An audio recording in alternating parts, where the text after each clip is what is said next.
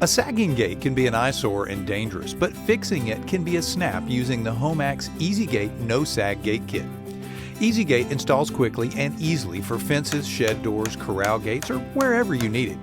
EasyGate's standard design works for any home or yard. The fleur-de-lis or swirl patterns can add curb appeal to your home. There are no height restrictions with EasyGate, and it can be used on openings from 25 to 72 inches. Installation is incredibly easy because no Z-bracing or angled cuts are required.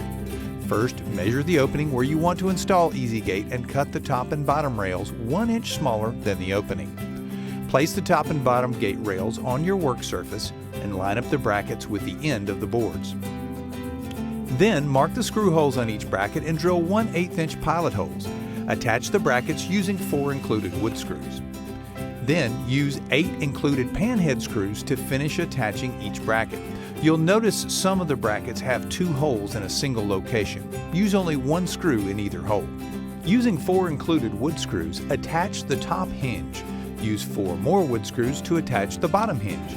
Decide which side the hinges will be on and which way the gate will swing.